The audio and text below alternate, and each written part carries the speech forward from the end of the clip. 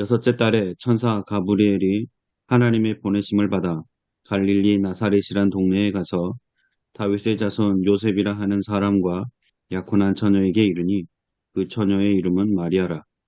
그에게 들어가 이르되 은혜를 받은 자여 평안할지어다. 주께서 너와 함께 하시도다 하니 처녀가 그 말을 듣고 놀라 인사가 어찌함인가 생각하며 천사가 이르되 마리아여 무서워하지 말라. 내가 하나님께 은혜를 입었느니라. 보라, 내가 잉태하여 아들을 낳으리니 그 이름을 예수라 하라. 그가 큰 자가 되고 지극히 높으신 이의 아들이라 일컬어질 것이요. 주 하나님께서 그 조상 다윗의 왕위를 그에게 주시리니 영원히 야곱의 집을 왕으로 다스리실 것이며 그 나라가 무궁하리라. 마리아가 천사에게 말하되 나는 남자를 알지 못하니 어찌 이 일이 있으리이까. 천사가 대답하여 이르되 성령이 내게 임하시고 지극히 높으신 이의 능력이 너를 덮으시리니 이러므로 나실 바 거룩한 이는 하나님의 아들이라 일컬어지리라. 보라, 내 친조 엘리사벳도 늙어서 아들을 배었느니라. 본래 임신하지 못한다고 알려진 이가 이미 6달이 되었나니 대저 하나님의 모든 말씀은 능하지 못하심이 없느니라. 마리아가 이르되 주여 여종이오니 말씀대로 내게 이루어지이다 하매 천사가 떠나가니라. 아멘. 이번 주일은 대림절 네 번째 주일인데요. 주님의 첫 번째 오심을 회상하면서 다시 오실 주님을 기대하는 그런 시간입니다. 또 오실 예수님이 어떤 분인지, 또 예수님의 탄생 소식에 우리가 어떻게 화답해야 할지를 살펴볼 수 있는 귀한 본문이라고 생각을 합니다. 이두희 박사님이 아주 잘 써주셨습니다. 다섯 페이지인데요.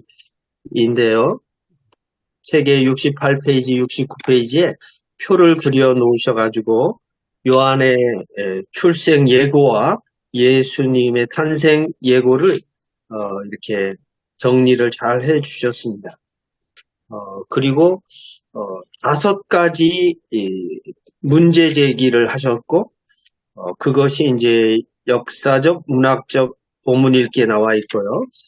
그리고 그 답을 신학적, 명상적 본문 읽기에 그 5가지를 또 답을 또 해주셨어요. 그것을 제가 간단하게 정리를 했고요. 그리고 위기 심판적 읽기는 제가 질문으로 돌려서 우리 토의를 하면 좋을 것 같아서 그렇게 정리를 했습니다. 발제물 보시면 첫 번째, 빨간색이 누가복음 1장 20절이고, 그리고 녹색이 이제 누가복음 1장 38절입니다. 이것은 우리 보는 교재 73쪽부터 75쪽에 있는 설교 샘플을 간단히 요약하면 이 두 구절을 대조를 시켜가지고 주님이 원하시는 믿음이 뭐냐? 단순하게 반응하는 것이다. 오늘 말씀 제목대로 이렇게 마리아의 고백이 이제 초점이 되겠습니다. 발제물 보시면 1번 우리는 무대 중심에 드러나지 않더라도 주어진 사명을 묵묵히 겸손하게 감당할 수 있는 대림절이 되기를 소망한다. 말씀 드리고요. 2-1 두 번의 수태고지는 그러니까 요한과 예수님이죠. 세례자 요한과 예수님. 불가능한 임신에 대한 놀라운 소식인데요. 세례자 요한의 수태고지는 부모인 사가랴와 엘리사벳이 나이가 많아 임신이 힘든 상황이고, 예수님 수태고지는 어머니 마리아가 남자를 알지 못하는 처녀였기 때문에 놀라운 일이고요. 이게 가능한 일인가 질문을 했고, 2-2에는 제가 인위적으로 그냥 번호를 붙였습니다. 사가랴가 이제 천사에게 질문을 하는데 내가 이것을 어떻게 알려 이렇게 물었고, 마리아는 어찌 일이 있으리까 이렇게 물었습니다. 두 질문이 비슷해 보이지만 천사의 응답은 사뭇 달랐습니다. 사가랴는 그 질문으로 잘못하는 그 벌을 받아서 이제 말을 못하게 되고요. 마리아는 의문을 풀어주는 설명을 듣게 되는데 왜 비슷한 질문에 다른 답이 주어졌을까? 이런 질문이 있습니다. 2-3 천사 가브리엘은 마리아에게 성령의 능력으로 임신할 수 있다고 알려주는데요. 가브리엘은 마리아의 친조, 나이든 엘리사벳이 이미 임신한 지 6달 되었다라고 알려줍니다. 하나님의 말씀은 능하지 못함이 없다라고 선언을 하고요. 마리아는 자신의 임신으로 하나님의 계획을 이제 알고 있었을까, 이해했을까 이런 질문이고요. 2-4는 요셉의 역할이 미미한데 왜 이렇게 무관심 할까라는 질문을 던졌고요. 2-5 마리아는 하나님의 은혜를 입은 사람, 사려 깊은 사람, 말씀에 순종하는 사람, 또 믿은 여자, 순종하는 여자, 율법에 충실한 경건한 사람, 이렇게 이제 성경의 누가복음에 기록되어 있는데요.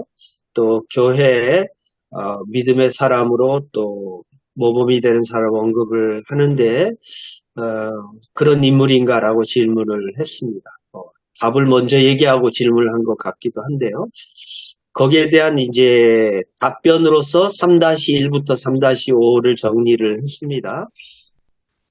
자세한 내용은 책에 더 이제 구체적으로 나와 있는데요. 저는 간단히 정리했습니다. 3-1 늙은 엘리사벳 어린 마리아도 아이를 낳을 수 있게 하시는 분은 하나님이시다. 마리아는 보통 한 12살의 당시에 약혼하던 관행을 보면 굉장히 10대였을 가능성이 높은데요. 아들을 약속하시고 그 약속을 이루어 가시는 하나님의 말씀은 능치 못하심이 없다. 하나님의 능력과 기적은 세상을 향한 하나님의 은혜와 구원 계획에 기초한다. 이렇게 신학적으로 답변을 했습니다. 3-2 예루살렘 성전에서 봉사하던 제사장 사가랴는 이삭 이야기, 사무엘 이야기, 삼손 이야기를 알고 있었을 테고 또 아이 갖기를 원함으로 오랫동안 기도해오지 않았을까. 그런데 막상 기도 응답이 주어졌는데 믿지 못하고 또 하나님 약속에 대한 증거를 요청했다는 것, 그것 때문에 또 이제 벌을 받은 케이스고요. 한편 마리아는 평범한 시골 어린 처녀였을 것인데 그녀의 질문은 약속하신 일이 어떻게 일어날 것인지를 설명을 요청합니다. 또 여기서 대조를 이루는데요. 더 많은 은혜를 받았음에도 불신을 떨쳐버리지 못한 사가랴 모습과 보잘것없는 시골 처녀였지만 주님의 임재에 마음을 열고 깨달음을 추구한 마리아의 모습이 아주 극명하게 대조를 이루고 있습니다. 3-3 성령으로 잉태하게 될 것을 알려준 가브리엘은 엘리사벳의 임신 사실도 알려주는데요. 이게 이제 누가의 내러티브다 이렇게 얘기를 합니다.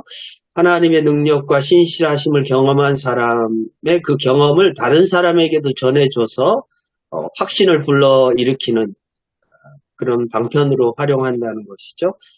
그 예로 사도행전 10장부터 15장까지 베드로의 하나님 경험이 예루살렘 교회 지도자들의 생각을 바꾸는데 결정적 역할을 했던 것과 괴를 같이 한다 이렇게 설명을 하고 있습니다.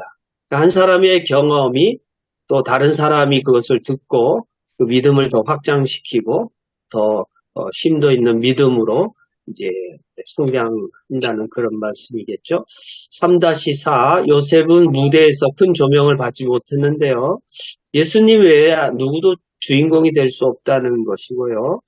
또 말은 있으나 하나님의 구원 역사에서 중요한 역할을 하는 사람이 얼마나 중요한가. 네. 그리고 3-5 하나님이 마리아를 먼저 찾아오신 것은 마리아에게 은혜를 받을 만한 조건이 충분해서가 아니라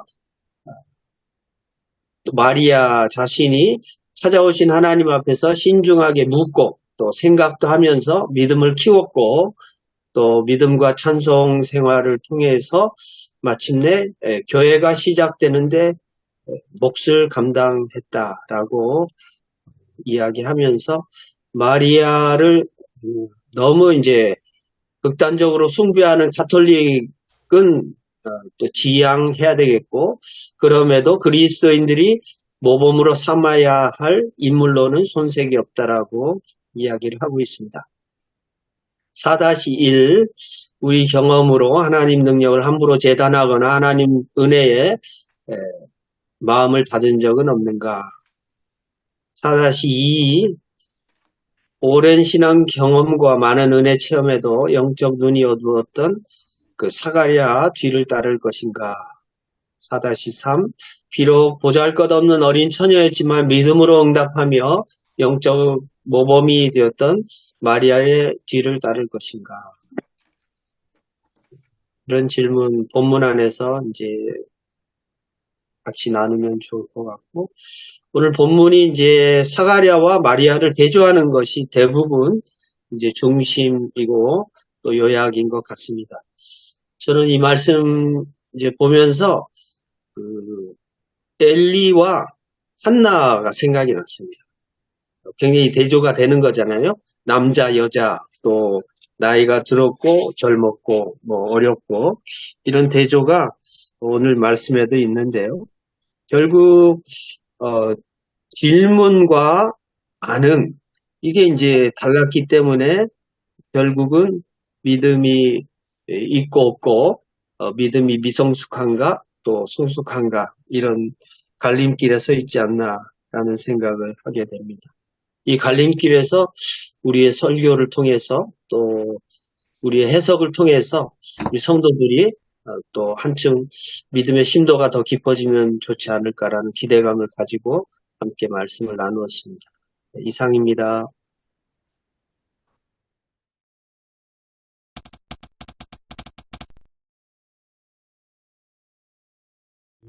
주석이 아니고 설교 부분에 서셨던 목사님이 좀 오해를 하신 것 같은데 사가랴를 대제사장으로 표현을 하시고 이야기를 쭉 하시거든요. 근데 성경 본문에는 대제사장이 아니고 그냥 제사장으로 나오고요. 제가 알고 있기라도 대제사장은 사가랴가 아니었던 걸로 알고 있는데 저도 거기에 대해서 의문이 있었습니다. 그래서 얘기를 하려고 했는데 예. 대제사장은 아닌 걸로 알고 그걸로 정확한 기록은 모르겠습니다. 대제사장이 아무나 되는 게 아니잖아요. 저 가야바나 안나서 이쪽으로 네. 저는 알고 있는데 예. 그리고 이제 그러니까 제가 그래서 성경을 한번 봤더니 사가랴가 분향단 들어가서 분향할 때 향을 바칠 때 천사를 만났다는 이야기가 나오던데 그 지성소에 분향단은 지성소에 있는 게 아니고 성소 안에 있었거든요. 그러니까 지성소 바로 앞에. 천막 바로 앞에 그 양 뒤옆쪽에는 이제 떡상과 촛대가 있고 그렇게 생각하면 대제사장이 여기 이 목사님은 사가랴가 지성소 안에 들어가서 천사를 만난 걸로 그렇게 생각을 하신 것 같아요.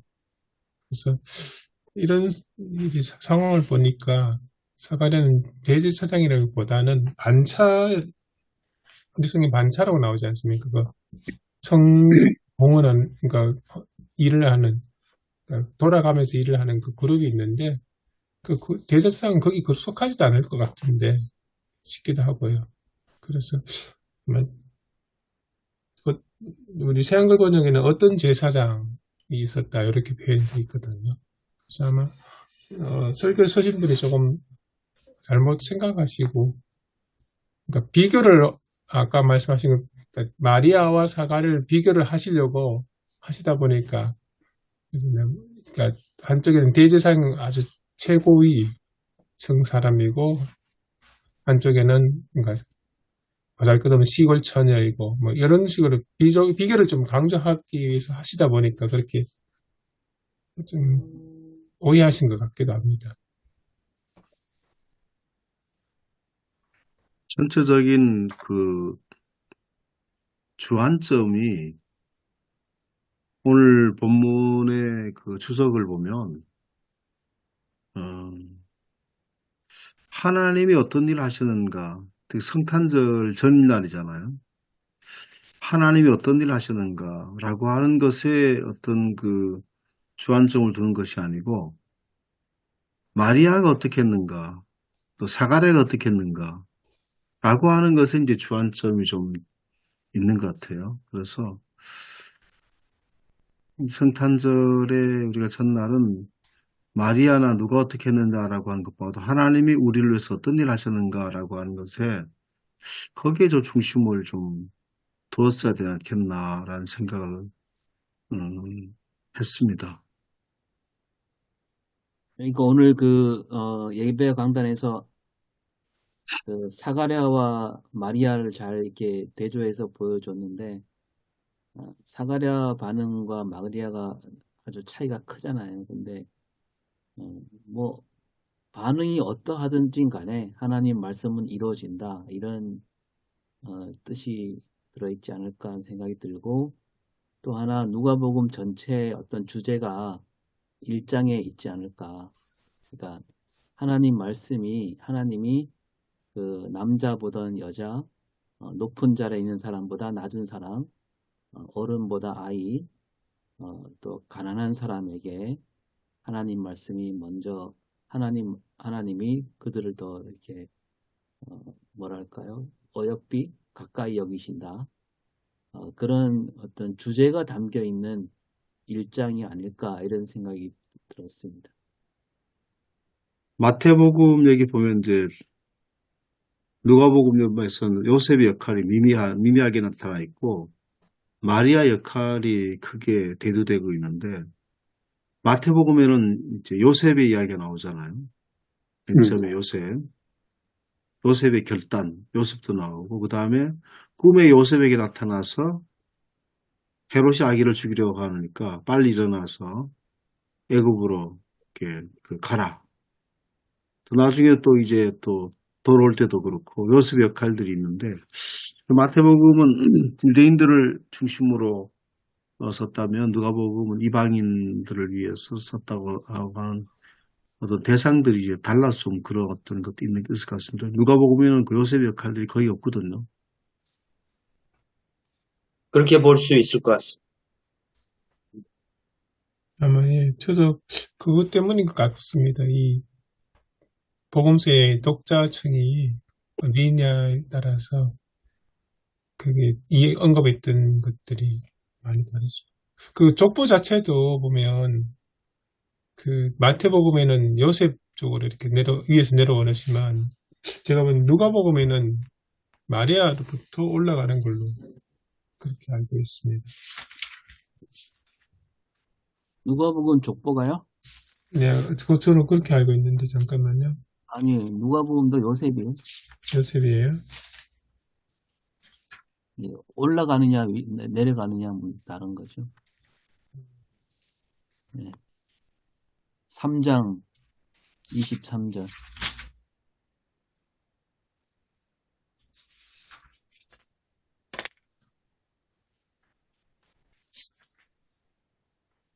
그러니까 누가가 아주 전 재밌게 이렇게 참 이걸 아주 그냥 극적으로 이렇게 쓴 것 같아요. 사가랴 같은 경우는 뭐 그 어느 아비야 반열 뭐 이렇게 딱 소개를 하잖아요. 네. 하나님 말씀이 사가랴에게도 임했고 마리아에게도 임했는데 사가랴에 대해서는 그런 족보도 얘기해주고 하는데 마리아는 사실 주인공이지만 마리아가 어느 집안 출신인지 전혀 안 나오고 있잖아요. 그냥 뭐 새한글에 보면 어떤 처녀라고 이렇게 돼 있거든요. 네. 그러니까 어떻게 보면 별로 알려지지 않는 그런 사람에게 하나님 말씀이 임했다. 의도가 아주 이게 두드러지는 것 같아요.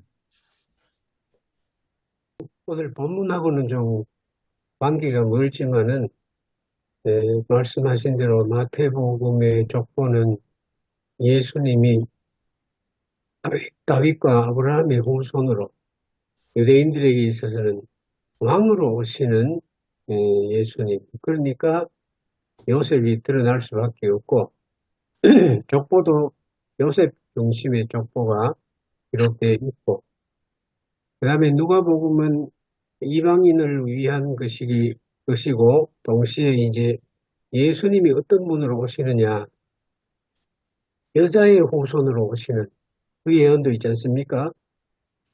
다윗의 후손일 뿐만 아니고, 여자의 후손으로 오시는 예수님. 그게 이제 이방인들한테는 더 좀, 관심이 가는 주제가 되죠. 그래서 누가복음의 누가는 예수님을 여자의 후손으로 오는 예수님으로 이방인들에게 더 잘 받아들여질 수 있도록 소개하고 있다. 그래서 여자의 후손으로 오시는 예수님을 소개하다 보니까 마리아의 족보가 자연적으로 들어가게 됩니다. 네. 그 마태복음의 족보는 다 해봐야 41대잖아요. 42대로 해놨지만 다윗을 두 번 쳤으니까. 그런데 누가복음의 족보는 아브라함부터 예수님까지 57대나 됩니다. 해보세요. 57대나 되는데 그 중간에 인물들이 누가 많이 들어가 있냐면은 마리아 계통의 조상들이 많이 들어가 있습니다. 그래서 여인의 후손으로 온 예수님을 강조하기 위해서 마리아의 족보를 의도적으로 넣었다. 요셉은 똑같아요. 요셉까지는 똑같은데 요셉의 아버지가 마태복음은 야곱인데 누가복음에는 그 요셉의 아버지가 딴 사람이잖아요. 거기서부터 예수님의 할아버지부터 이름이 달라집니다. 그래서 그걸 쭉 비교를 해보면 바벨론 포로 이후에 마태복음에 나오는 조상 이름과 누가복음에 나오는 조상들이 같은 이름이 세 사람밖에 없어요.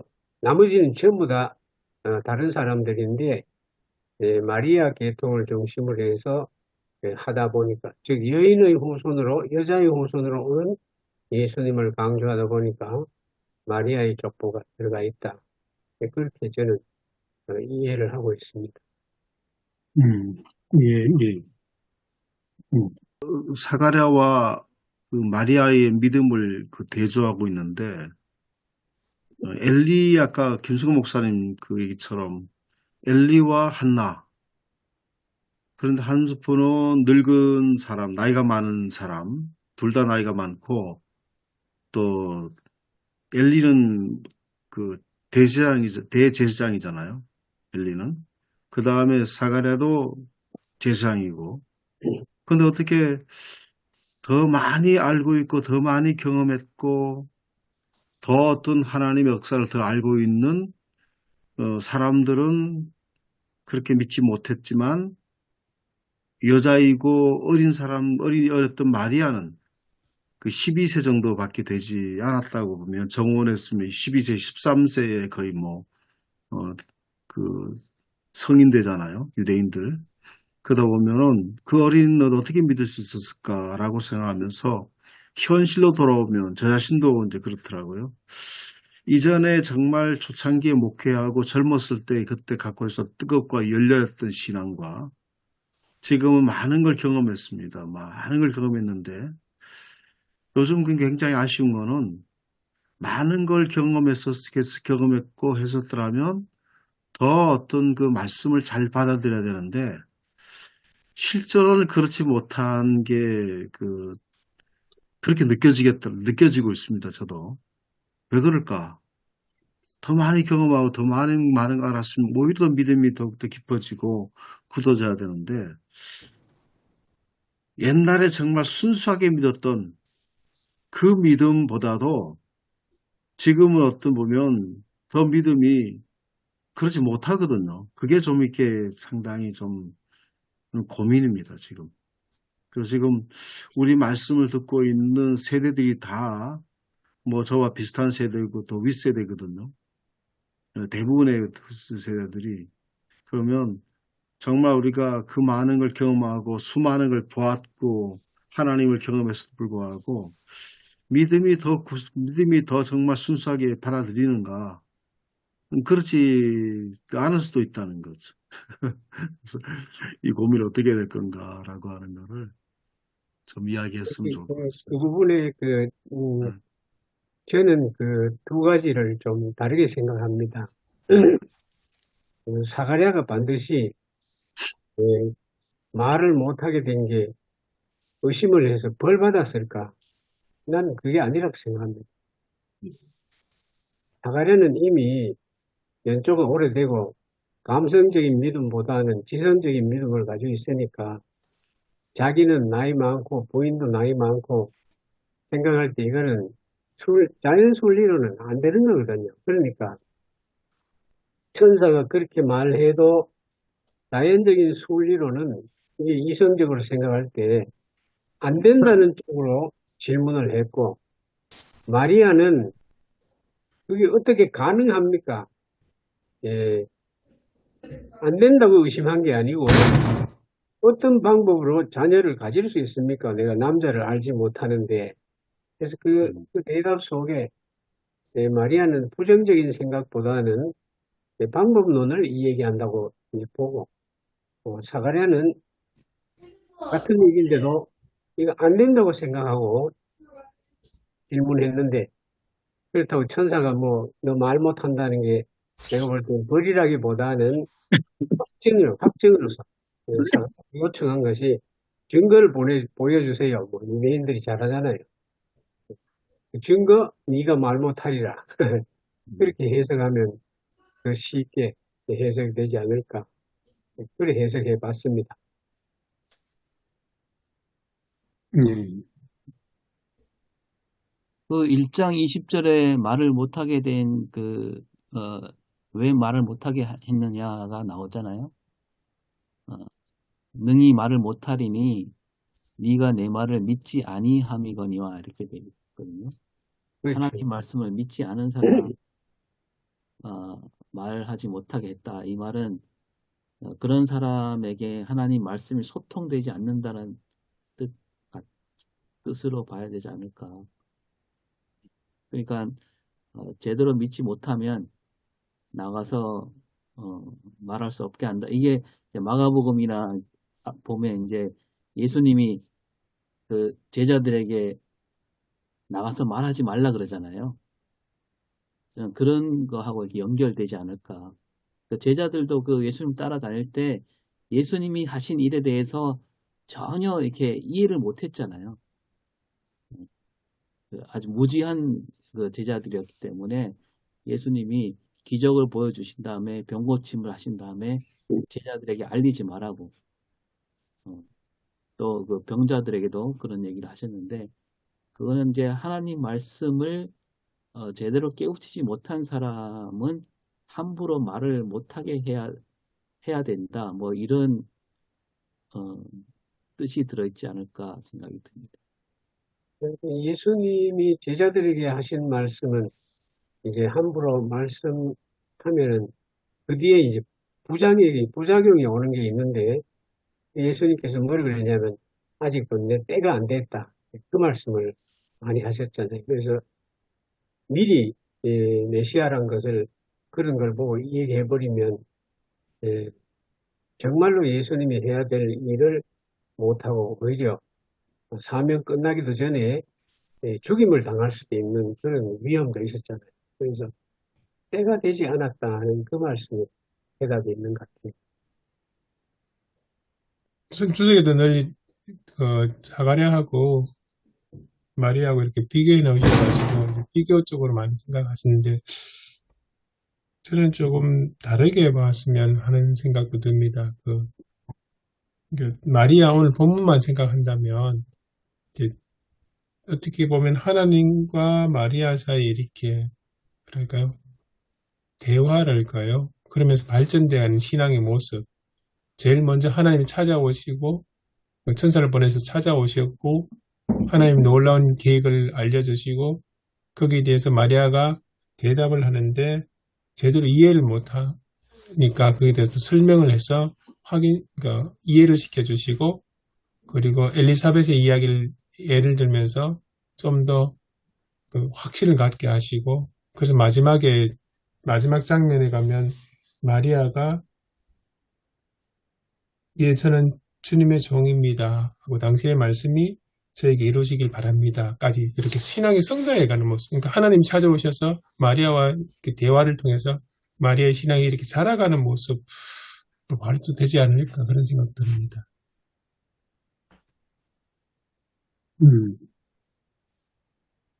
예, 뭐 그렇게 볼 수도 있다고 생각 드는데요. 저는 계속 그쪽으로 꽂혀 있어요. 이게 지금 누가가 의도적으로 비교하고 있다. 음, 예, 사가랴는 보면 천사가 사자가 나타난 걸 보고 놀랐다 그랬어요. 보고 놀라고 무서워한다 그러고 마리아 같은 경우는 뭐냐면 그 말을 듣고 놀랐다 그랬어요. 그러니까 마리아는 하나님 말씀을 듣는 거에 관심이 있었고 사가랴는 말씀을 듣기 전에 사자를 보기만 해도 놀라는 거예요. 그러니까 이게 오늘 그 제목하고 연결되는 거죠. 이게 말씀대로 이루어진다는 게 하나님 말씀을 어떻게 받아들이느냐. 사가랴는 뭐 신앙 연륜이 깊고 하지만 어떤 그런 놀라운 현상, 눈에 보이는 현상에 이 사람은 경도돼 있다라고 본다면 마리아는 무슨 말씀을 들릴까? 그 말씀을 들으려고 했다는 거죠. 그래서 그런 의미로 이렇게 저는 누가가 쓰지 않았을까 조심스럽게 생각이 들거든요. 사가랴하고 이렇게 마리아 비교한다 보면 첫 장면에서 사가랴는 하고 사가랴 오늘 생을 성경본에 보니까 겁에 질렸고 두려움이 그를 덮쳤다 이렇게 표현되어 있고요. 마리아는 그런 표현이 없는데 이제 두 사람이 공통적으로 천사가 두 사람에게 공통적으로 했던 말은 제일 처음에 두려워하지 말라라는 이야기였거든요. 그러니까 두 사람 다 일단 두려움에 사로잡혔던 것 같습니다. 좀 흥미로운 거는 거기에 비해서 이제 한글 번역에는 마리아가 천사의 말을 처음 들었을 때 그게 무슨 말인지 이해하지 못해서 어리둥절했다 그렇게 표현을 하거든요.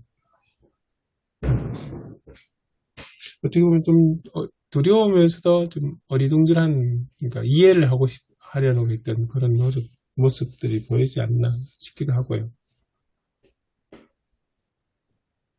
이제 거기에 비해서 사가랴 같은 경우는 그대에 매달리는 그러니까 기도를 기도하마 들어주셨다. 그러니까 하나님께서 사가랴가 간절히 기도했던 것을 들어주셨다라고 이야기 시작하거든요. 처음에 이야기를 이제 그렇게 시작해가지고 이제 엘리자베스가 아들을 낳을 것이다. 그 이름을 요한이라 하라. 이렇게 해주거든요. 근데 그걸 이제 사가랴가 못 믿는 거죠. 그래서 좀 첫 반응이 이제 사가랴하고 마리아에게 공통점이 두려움이 있었는데 그 반응에 대해서 천사하고 대화하는 과정에서 두 사람이 좀 다르게 나타난다는 거죠. 사가랴는 자기가 기도한 것에 대해 응답으로 천사가 와서 이야기를 해준 거고 마리아 같은 경우는 그게 아니고 그냥 그런 기도에 대한 응답이 없이 그냥 일방적으로 오셔서 은혜 받은 자여 하면서 하나님의 계획을 이야기해주는 그런 차이점이 있는 것 같습니다.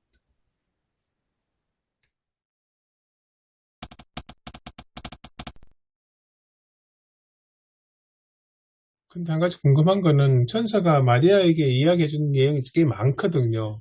저는 그걸 마리아가 그걸 다 이해했을까 하는 의문이 들기도 합니다.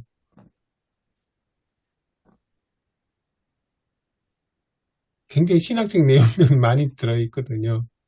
그 구약 성경하고 연계된 부분도 많이 있고요. 더없이 높으신 분의 아들, 조상 다윗의 임금의 자리를 이어받을 분, 뭐 이런 이야기가 쭉 나오거든요. 그 야곱의 집을 영원히 다스릴 임금, 그의 왕권이 끝이 없다. 이런 이야기를 처음 만나서 천사가 쭉 이야기했을 때, 그러니까 만약에 여기 우리가 지금까지 쭉 이야기한 것처럼 마리아가 시골에 보잘것없는 처녀라고 이야기했을 때 이런 우리가 지금 읽어봐도 엄청난 이야기인데 그걸 다 제대로 이해를 했을까? 그런 의구심도 들기도 합니다. 그 어떤 우리가 생각하는 그 어떤 기독론으로 이해했다기보다 그 이스라엘 민족에게 그 보편적으로 내려오는 어떤 그 정서잖아요. 신앙이 그거잖아요. 그 다윗과 같은 그런 메시아가 오리라. 그건 뭐 구약 시대부터 내려오는 거기 때문에 그들은 그게 쫙 깔려 있다고 봐야 되지 않을까요? 그래서 이스라엘 사람들은 아직도 그런다 그러잖아요. 아기가 태어나면 얘가 우리를 이끌 메시아가 아닐까 그런 그런 생각으로 아이를 잘 키운다라는 얘기가 지나가면서 들었는데 그게 뭐 모든 그 이스라엘 백성들이라면 다 그런 마음가짐이 있었고 뭐 예수님 제자들도 그런 생각이 있으니까 따라다녔겠죠.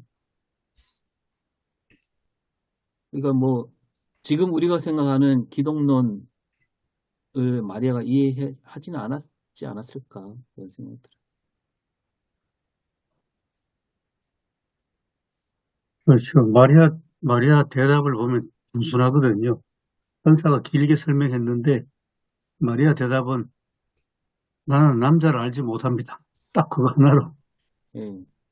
그러니까 어떻게 내가 아이를 낳을 수 있냐. 딱 아주 너무나 단순한 대답을 했습니다. 뭐, 천사가 길게 설명했는데, 그거는 아마 잘 이해 못했을 것 같다는 생각이 드네요.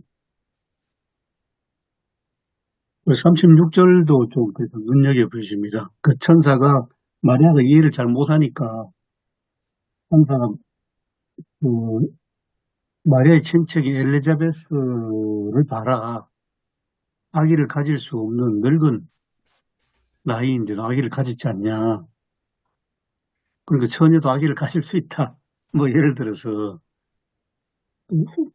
뭔가 설득해 주는 게 어떤 논리적인 게 아니라 예를 들어서 엘리자베스 예를 들어서 이야기해주고 그걸 하니까 마리아가 이해는 잘 못했는데 38절에 예, 뭐 저는 주님의 종입니다 하고 받아들인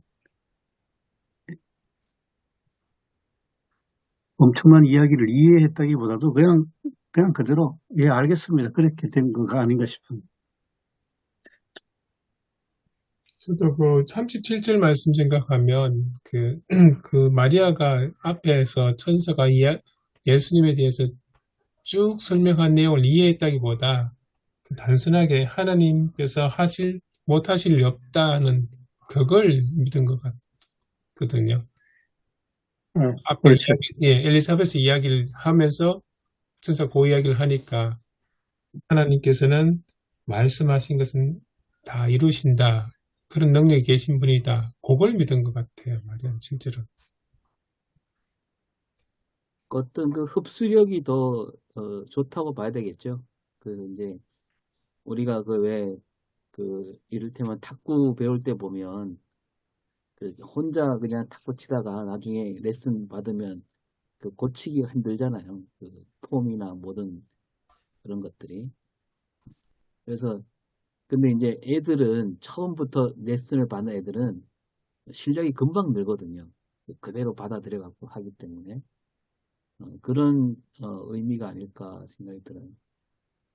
그 사가랴는 이미 굳어 있는 거죠. 전통과 관습과 자기의 어떤 선입견 뭐 이런 것에 완전히 굳어 있으니까 하나님 천사가 뭐 마리아한테 한 얘기보다 오히려 더 길게 말하지 않나요? 천사가 그렇게 말하는데도 사가랴는 끝내 그 받아들이지 못하는 거잖아요. 그러니까 오늘 우리 신앙을 잘 얘기해 주는 것 같아요. 신앙생활 오래 한 사람들이 잘 못 바꾸잖아요. 마음이 완고해서. 한국 교회도 사가랴와 같지 않을까. 혹은 37절 말씀을 이제 달리 해석하면 그 당시 예수의 탄생에 대해서 그 1세기 기독교인이 될까 말까 하는 사람들이 의심을 많이 했지 않습니까? 예수는 사생하다, 로마 병정 뭐 이름도 나오는데 이름 모르겠습니다. 하여튼 어떤 그 뭐 여성 사이에 태어난 사생하다 하는 그런 소문도 파다했는데 그러한 무성한 소문 속에서 예수의 탄생은 하나님의 말씀대로 하나님의 능력 가운데 태어났다는 것을 메시지를 확고하게 심어주는 거 아닌가 하는 그런 생각도 드네요. 이제 70조 신학적 명상적으로 본문 읽기의 첫 번째 같습니다. 태고지 이야기에서 우리는 하나님의 무한하신 능력을 보게 된다. 늙어서 아기를 더 이상 가질 수 없는 여성, 또 남자를 알지 못하는 여성, 그 두 여성에게 역사하신 하나님의 능력. 근데 좀 한번 약간 꼬아서 생각하면 그 하나님이 좀 모험을 하신 게 아닌가 생각이 들어요. 왜냐하면 뭐 우리는 뭐 그렇게 믿고 있지만 처녀가 아이를 낳는다. 이게 하나님 능력이라고 우리가 할 수 있겠지만 그 당시 사람들이 봤을 때 처녀가 임신을 했다는 거를 그게 하나님의 능력이라고 받아들이기 쉬웠을까요? 그렇지 않잖아요. 그 처녀가 아이를 낳았다는 거는 아까 그 뭡니까 뭐라고 해야 되나요? 그렇게 생각하기보다는 뭔가 어떤 남자가 있었을 거라고 생각할 수 있는 여지가 너무 다분하지 않습니까? 사람들이 보기에는 그런 오해를 불러일으킬 수 있잖아요. 오히려 늙어서 이 폐경기가 된 할머니가 애를 낳는 것보다 처녀가 애를 낳는 거는 오해의 여지가 너무 많다는 거죠. 하나님 왜 그렇게 역사를 하셨을까?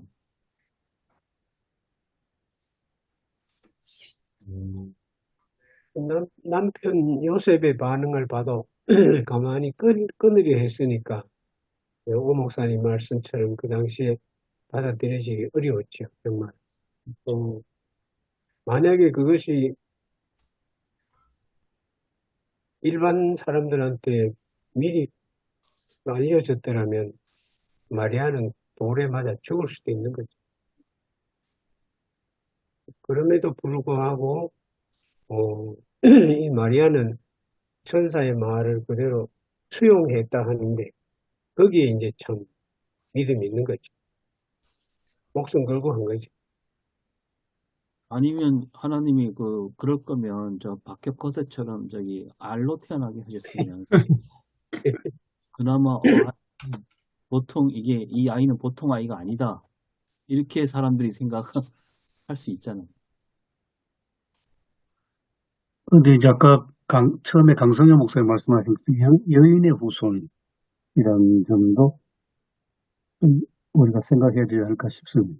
창세기 4장에 여인의 후손. 여인의 후손은 교리적으로는 동정녀 마리아가 나시고 사도신경이 그 당시 그만큼 논란이 컸다는 건데 동정녀 탄생이 그게 이제 신학적으로는 보통 남녀 사이에 태어난 아이는 죄의 씨앗으로 죄인의 후손으로 나왔는데 예수는 죄와 상관없는 분이시로 나셨다는 그게 사실 동정녀 탄생의 핵심 아니겠습니까? 신학적인 교리적으로. 죄 없는 사람 태어나셨다.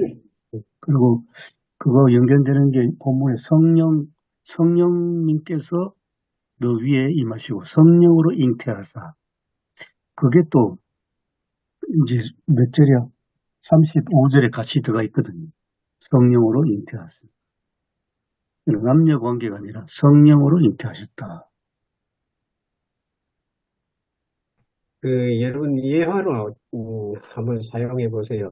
제가 제 고등학교 친구가 3년 동안 같이 참 한 집에서 자취하면서 공부했는데 유전공학을 전공해가지고 우리나라 유전공학 1세대 학자입니다.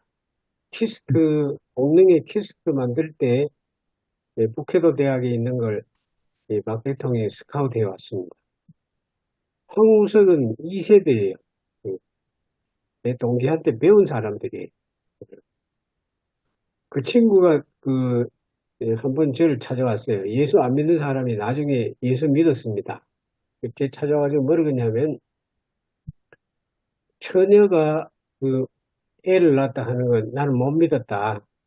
못 믿었는데 내가 과학을 유전공학을 해보니까 지금은 처녀 애 놓을 수 있다고 믿는다는 거예요. 그렇습니다.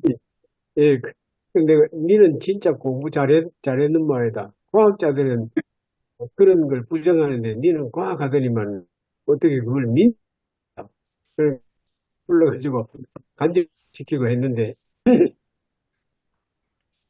유전공학에서 이제 남녀 구분 없이 세포만 하나 띄가지고 가면 귀에 있는 세포든지 얼굴에 있는 세포든지 어디 살가죽에 있는 세포든지 세포 하나만 가지고 가면 배양해서 그 사람 만든다는 거죠. 예, 세포 하나의 속에 인간이 완성되는 모든 정보가 세포 한 개 속에 다 들어있다. 그렇기 때문에 그 세포가 성장하면서 어떤 부분까지 자라면 눈썹이 되고 어떤 부분까지 자라면 눈이 되고 그 다음에는 안 자라고 그 밑에 코가 생기고 세포 속에 그 정보가 다 들어있는데 그 정보를 지금 과학자들이 읽을 수 없대요, 다. 그래서 이거는 반드시 초인이 있다는 거예요, 초인이. 초인이 있어서 그 세포 속에 설계해 놓기 때문에 그렇게 세포가 복제해낸다는 거예요. 그 초인이 누구냐? 자기는 하나님이라는 거예요. 그래가지고 하나님 믿는 거예요. 그러면 하나님께서 지금 사람도 세포 하나 가지고 개도 만들고 소도 만들고 사람도 만드는데 하나님께서 성령으로 잉태하게 하셨다. 능히 하실 수 있다는 거예요. 그걸 니는 진짜 과학자다. 네, 이랬습니다. 아주 재밌는 이야기입니다. 예. 이집트에 가가지고 옛날에 우리 벼가 원래 이집트잖아요. 이집트가 원산이잖아요. 예. 쌀, 벼가. 옛날 학자들은 이집트에 가면은 벼를 늘상 이집트도 벼를 개량하는 시험을 하는데 그 벽시 하나 훔쳐 올라고 굉장히 애썼대요. 벽시 한 개만 훔쳐 오면 여기 와서 만들어내거든요. 그런데 그 친구 대전에 카이스트 부원장 했어요. 지금 은퇴했는데 하는 말이 지금은 벽시 훔치지 않는다. 그래가지고 쌀을 손톱 밑에다가 세포를 끌어가지고 손톱 밑에 세포만 끌어가지고 와가지고 그걸 유리병에 손톱새에 끼인 끓는 거를 털어 넣어가지고 한국 와서 배양하면 벼가 된대요. 그 정도로 발달됐다, 과학도. 그러니까 이런 세계를 만드신 분이 초인이 분명히 있어야 되는데 이건 그냥 만들어지는 게 아니다. 그 친구는 진화론이다 이런 거 안 믿어요. 반드시 이건 슈퍼 초인이 있는데 그건 하나님이다. 성경에 있는 하나님이다. 그래서 예수 믿었습니다. 놀랍지요. 그렇습니다. 굉장히 많은 이야기를 해주신 것 같은데. 예. 그러니까 그 자연 세계에 보면 이제 유성 생식이 있고 무성 생식이 있잖아요. 근데 무성 생식도 많죠.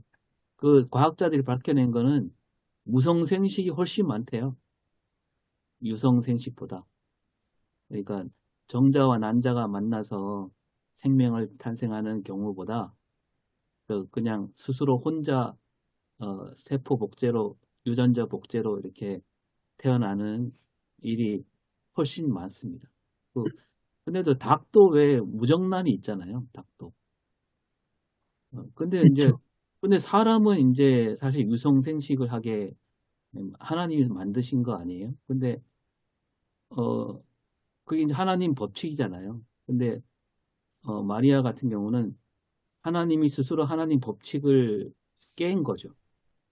그거를 우리가 하나님 주권이다 이렇게 받아들이면 되긴 하는데 그런 이제 그게 이제 오해의 소지가 너무 많으니까 왜 그렇게 오해를 불러일으킬 일을 하셨는가 그런 생각이 든다는 거죠. 네. 그리고 여자의 후손이란 말은 이제 제가 알기로는 모든 인간은 여자의 후손이 돼요. 그러니까 어머니 모계가 훨씬 더 많이 유전되지 아버지로는 유전되는 게 별로 없답니다. 그리고 이 모든 공통점이 뭐냐면 정자보다 난자가 훨씬 큽니다. 모든 생물에 있어서. 그러니까 적어도 체세포는 어머니한테 더 많이 가져오는 거죠. 그리고 우리 몸의 가장 중요한 그 요소 중에 그 미토콘드리아 저 얘기 들었는데 미토콘드리아는 남자에게서는 끊어진답니다. 남자에게서는 끊어지고 어머니 쪽에서만 미토콘드리아가 계속 이어진다는 거죠. 그래서 따지고 보면 그 사람의 어떤 유전자를 검사해 보면 어머니 혈통이 훨씬 더 많이 들어와 있다는 거죠. 오늘 말씀에서 마리아하고 사가랴하고 그 대조를 해놨는데, 그 대조 범위를 구약으로 더 넓히면은, 다른 인물들하고 마리아를 비교를 했을 때, 아브라함이나 모세나 구약에 나온 인물들을 보면은, 그 하나님이 무슨 하나 일을 하려고 하면 굉장히 막 설명도 필요하고, 설득도 필요하고, 그런 과정이 필요하잖아요. 근데 이제 이 마리아는 정말 그 처녀가 그 아이를 낳는 그 정말 엄청난 그 일을 이제 자기가 겪어야 되는데, 그걸 이제 받아들이고 그 말씀대로 그 이루어지기를 원합니다 했다는 건 참 놀라운 거예요. 어떻게 보면 이게 그 모래시계에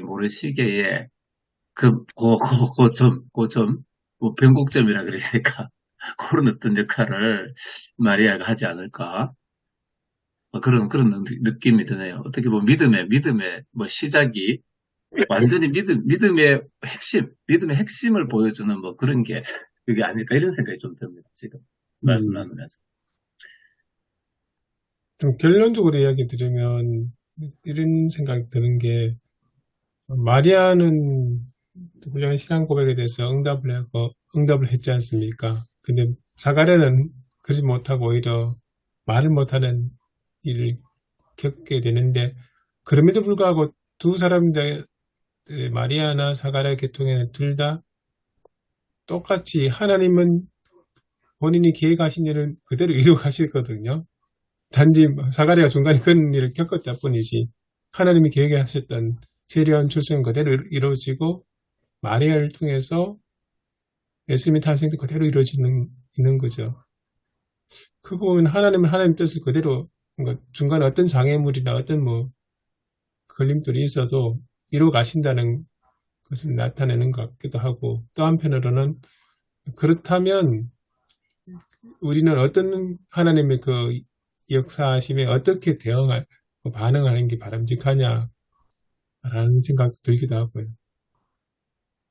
그러니까 사가랴처럼 의심하다가 그런 일을 겪을지 아니면 마리아처럼 이해는 못해도 하나님께서 하시겠다는 일은 반드시 이루어진다는 걸 믿고 수용을 하고 믿음으로 응답할 건지 그런 차이도 한번 설계하면 좋은 주제가 될 것 같기도 하는 생각이 듭니다.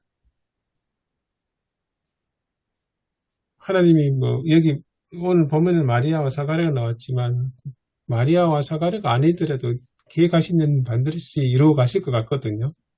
다른 누구를 통해서라도 이렇게 생각하니까 그때 에스더 이야기가 생각이 나죠. 에스더가 그 자리에서 그 위치에 거의 왕으로서 역할을 해서 이제 이 역사는 그렇게 됐지만 에스더가 거절했다 하더라도 하만이 아니고 모르드게 이야기처럼 다른 사람을 통해서라도 하나님은 자기가 계획하신 일을 이루어 가실 것이다.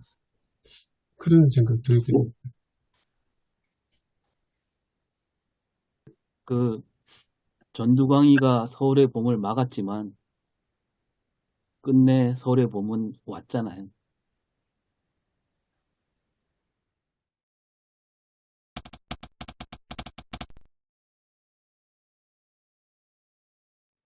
요즘 거기 예배 강단 제목 그대로 계속 설교를 하고 있거든요. 근데 오늘도 그 말씀대로 이루어지다라고 제목을 그대로 하면 될 것 같아요. 오늘 얘기 들으면서 오성일 목사님하고 최영준 목사님의 했던 걸 좀 섞으면 좋겠다라고 생각을 했고, 결론은 말씀 성취는 반드시 이루어진다. 반드시 이루어지는데 누구를 통해서 이루어지는가. 근데 신분과 기천에 상관없이 말씀은 이루어지고 그들이 어떻게 반응하든지 간에 말씀 성취된다. 근데 오늘 본문을 통해서 사가랴하고 마리아를 설명해 주잖아요. 사가랴처럼 반응할 수도 있고 마리아처럼 반응할 수도 있다. 근데 우리는 마리아처럼 반응하는 사람이 돼야 되겠다. 근데 마리아는 분명히 주님이 찾아오시고 대화하시며 이해하시고 확신시켜 주시는 그 하나님의 모습이 있다. 우리도 분명히 주님이 찾아와 주셨고 만나 주셨던 그 모습이 있기 때문에 다 이렇게 성전 안에 있는 거니까. 그래서 마리아처럼 믿음을 회복해서 주님은 우리가 아니어도 반드시 말씀은 성취된다. 근데 우리면 더 좋지 않느냐. 설교도 많이 그 이야기 하거든요. 그래서 우리가 아니어도 말씀은 성취되지만 우리 안에서 하나님의 뜻대로 살아가서 정말 말씀을 성취하는 사람으로 살아가자라고 설교를 준비하려고 합니다.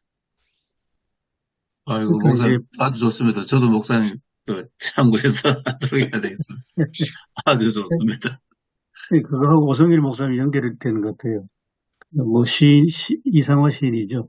빼앗긴 들에도 봄은 오는가 퀘스천마크인데 서울에 봄은 온다 반드시. 이번 주에 영화 봐야 되겠는데. 꼭 보십시오. 저는 개인적으로 2번 이상 볼 걸 추천합니다.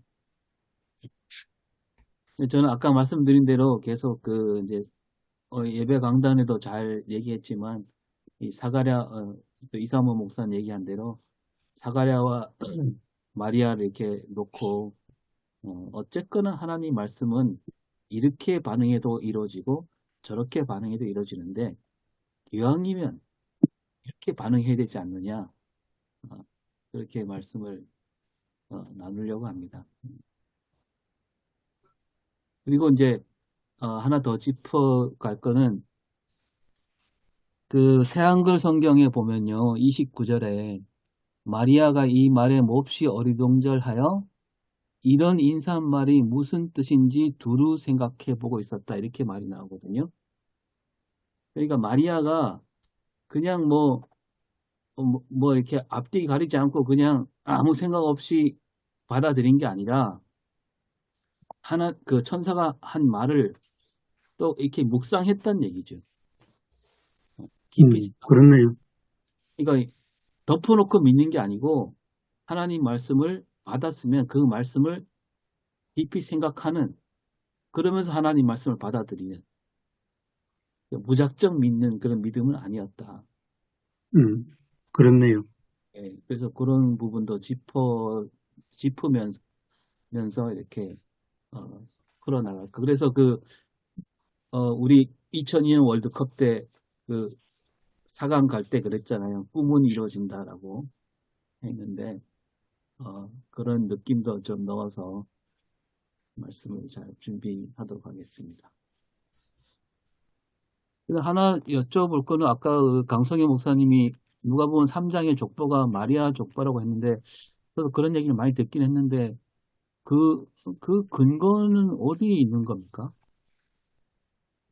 이게 마리아 족보라는 얘기가? 거기 요셉의 아버지가 야곱이고 요셉의 아버지가 누가복음에서는 헬리로 나오잖아요. 예. 뭐 그런 이름들을 쭉 이제 구약에서 찾으면 이 족보가 마리아의 조상의 족보라는 게 나오죠. 거기 쭉 나오는 사람들의 이름을 보면 확인할 수 있습니다. 거기에 대한 그 논문이나 이런 것도 많이 나와 있습니다. 예. 네. 저도 어디 주석인가 봤었어요. 그 마리아, 그 누가복음의 그 족보는 마리아 계열이라고. 그 이야기. 특히 어디서 이제 많이 차이 나는 게 어디냐면은, 윗대 조상, 아주, 먼 조상은 거의 비슷해요. 거의 비슷한데, 바벨론 포로 이후에, 조상 이름이 많이 달라졌습니다. 많이 추가되고. 그래서 아마 그 여러 가지 원인이 있겠는데, 제가 볼 때는, 바벨론 포로 이후에는 아무래도 자료가 좀, 많이, 공적인 자료가 많이 훼손됐을 것이고, 거의 다 사람들 의존에 의해서도 써졌지 않겠느냐.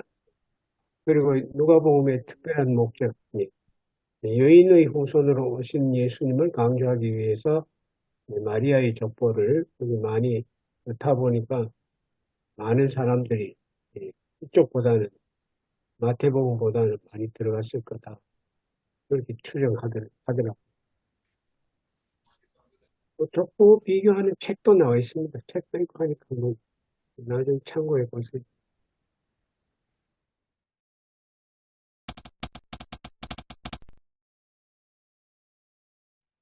하나님 아버지 감사합니다. 저희들에게 또 귀한 말씀으로 전해주시고 또 말씀을 전하는 또 책임도 허락해 주셔서 우리 감사를 드립니다. 또 대림절 열매를 맺으며 또 성탄을 기다리며 또 새해를 맞이하는 복된 시간들 되도록 주님이 동행하시고 인도하여 주옵소서. 귀한 말씀의 능력을 저희들이 가슴에 또 품고 또 그 마음으로 말씀을 경건하게 또 강건하게 힘있게 전할 수 있도록 축복하여 주옵소서. 예수님 이름으로 감사하며 기도 올려옵나이다. 아멘. 수고하셨습니다.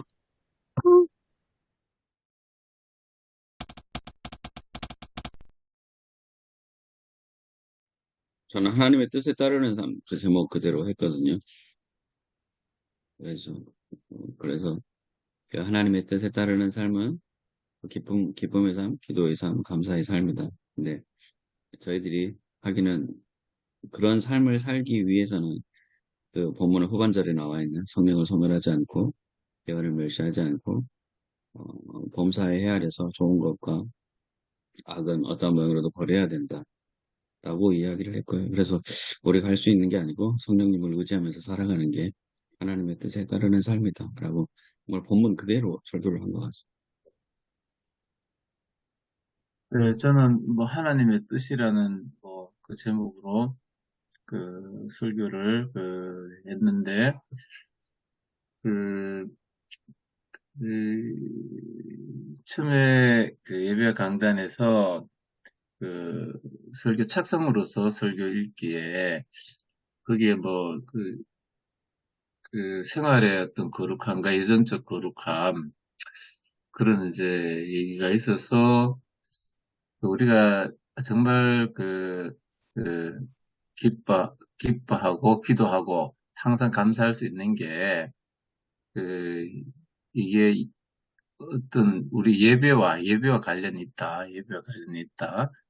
구약의 그 사람들이 온전해지기 위해서 제사를 지냈는데 제사 때 다 태우고 번제를 드리듯이 우리의 믿음의 뿌리가 예배에 성령을 소멸하지 말고 예언을 멸시하지 말고 좋은 것은 헤아려 악은 모양이라도 버려라 하는 어떤 그런 예배의 삶의 뿌리가 있다. 그래서 우리가 그런 하나님의 뜻을 밝히 잘 알고 주님 오심을 기다리자 이렇게 설교를 했습니다.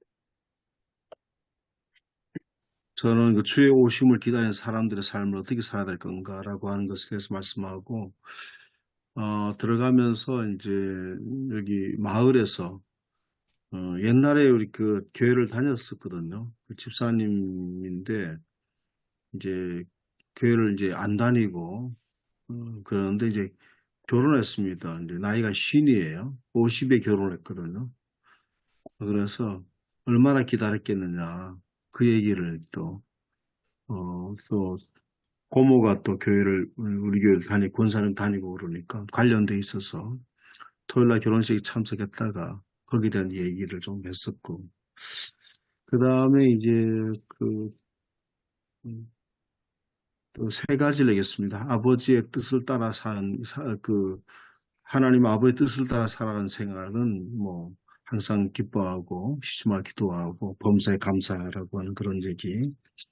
그 다음에 이제 뭐, 그 말씀의 그 순서에 따라서 적용을 했습니다. 성령을 소멸하지 말라고 하는 거, 거를 흠없이 살려고 하라고 하는 거. 그 다음에 예배 강단에 있는 설교문에 나오는 그 강원리 장로님의 이야기를 줄여가지고 그렇게 예화로 이제 넣었습니다. 그래서 우리가 주님 오실 때 부끄러움 없이 영과 몸과 혼을 잘 보존하자라고 그렇게 결론으로 이렇게 맺었습니다. 같은 경우에는, 네, 뭐 비슷합니다만, 첫 번째로 이제 하나님의 시간, 그러니까 항상 쉬지 말고 범사의 이 앞에 있는 병렬 구조를 좀 강조하면서 지금이라는 시간과 영원이라는 시간, 그 격차를 좀 우리가 줄여야 되지 않겠는가 얘기했고요. 또 삶과 예배, 예배와 삶이 격차 얘기하면서 가인과 아벨 얘기를 좀 했고요. 또 성령을 소멸하지 말고 예언을 멸시하지 말라 이 말씀에는 그 하나님의 말씀에 대해서 대적한 것은 회복 불가능하다. 그런 말씀을 하면서 예수님께 대적한 그 당시 상황, 그 당시에 예수님을 대적했던 사람들, 종교 권력가들, 정치 권력가들, 또 율법을 독점했던 사람들, 또 경제 권력을 가졌던 사람들, 또 열등감을 지녔던 고향 사람들, 또 순환주간에 또 환호성을 질렀던 군중들, 뭐 기타 등등, 또 늘 누가 크냐고 경쟁했던 제자들. 그러니까 예수님이 이런 대적자들 또는 배신자들을 주변에 이제 같이 있으면서 어떻게 십자가를 지셨을까? 저는 이제 빌립보서 말씀 인용하면서 하나님 뜻에 집중했다. 하나님 뜻에 죽기까지 복종하셨다. 뭐 거기에 초점을 맞춰서 말씀을 좀 전했고요. 마지막으로는 이제 분별하는 지혜, 검증할 책임이 있다. 그래서 말과 행위를 얘기하면서 교회에서 많은 일을 할 때는 말을 적게 해야 된다. 그런 이야기도 하고 또 살피고 헤아리는 지혜가 필요하다. 그렇게 해서 말씀 전했습니다. 저는 내용은 뭐 이제 올려드렸으니까 뭐 그냥 그대로 했고, 이제 오랜만에 저희 아내가 되게 좋았다고 칭찬해서 귀에 쏙쏙 들어왔답니다. 그래서 그 정도만 말씀드리겠습니다.